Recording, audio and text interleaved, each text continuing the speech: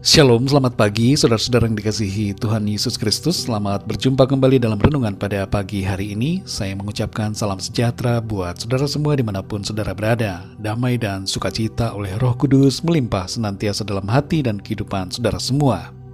Sebelum kita mendengarkan renungan firman Tuhan, mari sama-sama kita berdoa. Bapa kami yang di sorga, Bapa dalam nama Tuhan Yesus Kristus, pada pagi hari ini kami kembali datang kepadamu, mengucap syukur oleh karena berkat kebaikan Tuhan dalam kehidupan kami. Terima kasih buat kesehatan, kekuatan dan segala berkat yang Tuhan siapkan bagi kami. Pada saat ini ya Tuhan Yesus, kami mau mendengarkan sabda firman-Mu. Urapi setiap kami, berikan kami pengertian untuk kami semakin mengenal Engkau dan mengerti akan kehendak-Mu. Dalam nama Tuhan Yesus kami berdoa. Haleluya. Amin. Saudara yang dikasih Tuhan, nats Alkitab kita pada saat ini terdapat dalam Injil Matius pasal 15 ayat 21-28. Saudara dapat membacanya secara pribadi kemudian melanjutkan renungan ini. Saya akan membacakan Injil Matius 15 ayat yang ke-28. Tertulis demikian.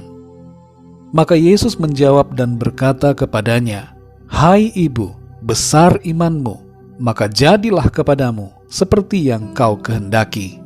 Dan seketika itu juga anaknya sembuh.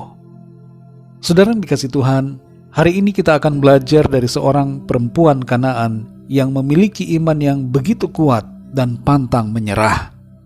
Anaknya sedang sakit dan ia datang kepada Tuhan Yesus meminta pertolongan. Tapi sikap Tuhan Yesus nampak di sini seakan-akan menolak untuk menyembuhkan. Namun sebenarnya saudara, ini merupakan sebuah ujian iman. Ibu ini tidak menyerah. Ia terus bersemangat, pantang mundur, dan tetap menguatkan hatinya untuk meminta kepada Tuhan, sampai akhirnya ia mengalami jawaban dan mujizat dari Tuhan. Ada 4 hal saudara yang menjadi rema buat kita melalui kisah dalam nats ini, yaitu pertama, tetaplah kuat sekalipun nampaknya seakan Tuhan berdiam. Di ayat 23 tertulis, tetapi Yesus sama sekali tidak menjawabnya. Saudara yang dikasih Tuhan, kadangkala ada saat di mana kita merasa sepertinya Tuhan berdiam terhadap kita. Dalam situasi semacam itu, jangan kita kehilangan iman.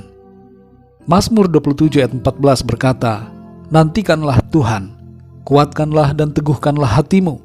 Ya, nantikanlah Tuhan." Tetaplah percaya saudara, bahwa Tuhan itu baik dan akan menjawab kita pada waktunya.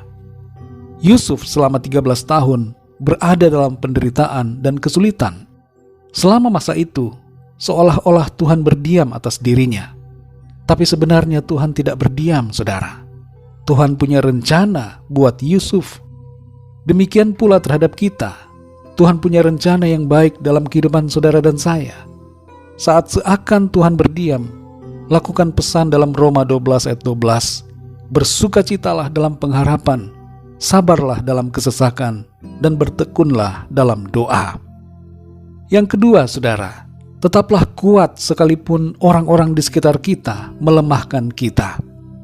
Masih di ayat 23 tertulis, lalu murid-muridnya datang kepadanya dan meminta kepadanya, "Suruhlah ia pergi." Ia mengikuti kita dengan berteriak-teriak.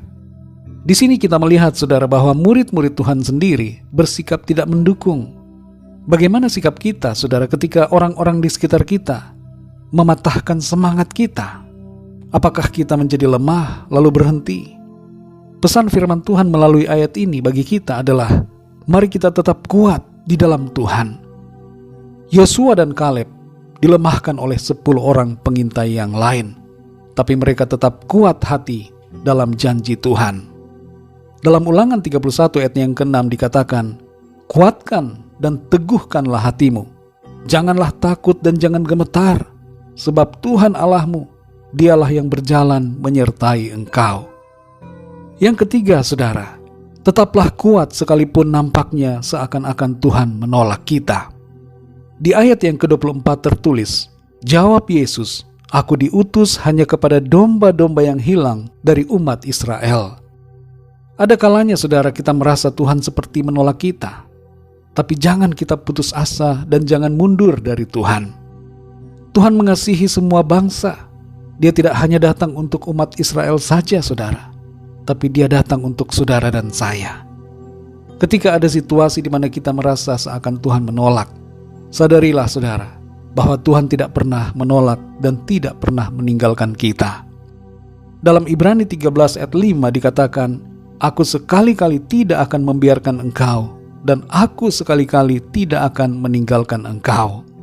Hal yang berikutnya, saudara, ketika kita mengalami situasi seakan-akan Tuhan menolak, kita perlu menyadari bahwa tidak ada yang dapat memisahkan kita dari kasih Kristus sebagaimana dinyatakan dalam Roma 8 ayat 37 sampai 39. Yang keempat, saudara, tetaplah kuat sekalipun nampaknya kita direndahkan. Di ayat yang ke-26 Tuhan Yesus mengucapkan perkataan, "Tidak patut mengambil roti yang disediakan bagi anak-anak dan melemparkannya kepada anjing." Tentu saudara, di sini Tuhan tidak bermaksud menghina ibu ini, tapi sekali lagi ia sedang menguji keteguhan imannya. Terkadang saudara, kita diizinkan berada di situasi di mana kita seakan-akan direndahkan dan kita dinolkan. Kita berada di titik yang terendah. Tapi jangan putus asa saudara. Saat kita ada dalam situasi seperti itu, tetaplah kuat, tetaplah percaya dan mengasihi Tuhan. Mari saudara yang dikasihi Tuhan, tetaplah kuat dalam keadaan apapun. Bersukacitalah, bangkitlah dan bersemangatlah di dalam Tuhan. Tuhan itu sangat baik dan mengasihi kita. Tuhan tidak pernah meninggalkan kita. Miliki iman yang tegar seperti ibu ini. Sehingga Tuhan Yesus berkata dalam Matius 15 ayat 28, "Hai ibu, besar imanmu, maka jadilah kepadamu seperti yang kau kehendaki." Dan seketika itu juga anaknya sembuh. Haleluya. Mari kita berdoa saudara. Terima kasih Tuhan Yesus, kami mengucap syukur untuk firman-Mu yang sudah kami dengar pada saat ini. Mengajar kami untuk kami tetap bersemangat, tetap bersukacita, tidak patah hati, tidak putus asa, tapi tetap kuat di dalam Tuhan. Seperti seorang perempuan Kanaan ini yang tetap kuat, tegar hatinya untuk mencari Tuhan. Meskipun ada tantangan yang dia alami, meskipun ada situasi yang menguji iman dan hatinya, tapi ia tetap kuat dan teguh untuk mencari Tuhan. Tuntun kami ya Roh Kudus, untuk kami senantiasa percaya kepadamu, hidup dalam iman dan pengharapan, bukan dalam keputusasaan. Terima kasih Bapa, kami mengucap syukur. Pimpin kami di sepanjang hari ini. Berkatilah apa yang kami kerjakan, dan di dalamnya nama Tuhan senantiasa kami muliakan. Kami berdoa bagi yang sedang sakit, sembuhkan ya Tuhan. Yang lemah Tuhan kuatkan, yang susah Tuhan hiburkan, yang putus asa Tuhan berikan kembali semangat baru, iman dan pengharapan untuk melangkah dalam kekuatan-Mu dan mengalami kemenangan. Bagi yang sedang dalam masalah persoalan, kami berdoa agar Tuhan Engkau berikan jalan keluar. Nyatakan mujizat pertolongan-Mu bagi setiap mereka. Terima kasih Bapa. Kami mengucap syukur hanya dalam nama Tuhan Yesus Kristus, Tuhan dan Juru Selamat kami. Haleluya. Mari sama-sama kita berdoa doa Bapa kami. Bapa kami yang di sorga, dikuduskanlah nama-Mu. Datanglah kerajaan-Mu. Jadilah kehendak-Mu di bumi seperti di sorga. Berikanlah kami pada hari ini makanan kami yang secukupnya, dan ampunilah kami akan kesalahan kami, seperti kami pun mengampuni orang yang bersalah kepada kami. Dan janganlah membawa kami ke dalam pencobaan, tetapi lepaskanlah kami daripada yang jahat, karena Engkaulah yang mempunyai kerajaan, dan kuasa dan kemuliaan, sampai selama-lamanya. Amin. Terimalah berkat Tuhan. Tuhan memberkati engkau dan melindungi engkau. Tuhan menyinari engkau dengan wajah-Nya dan memberikan kasih karunia. Tuhan menghadapkan wajah-Nya kepadamu dan memberikan damai sejahtera. Berkat anugerah dari Bapa Surgawi, cinta kasih karunia dari Tuhan Yesus Kristus, dalam persekutuan dan penghiburan Roh Kudus, menyertai kita semua, sekarang ini dan sampai selama-lamanya. Dalam berkat nama Tuhan Yesus Kristus, haleluya, amin. Puji Tuhan, saudara yang dikasihi Tuhan, saya percaya firman Tuhan menjadi berkat dan kekuatan buat saudara semua. Dan Roh Kudus akan menolong saudara untuk lebih lagi memahami kebenaran firman Tuhan. Tuhan Yesus memberkati saudara semua. Sampai jumpa dalam renungan yang berikutnya. Haleluya!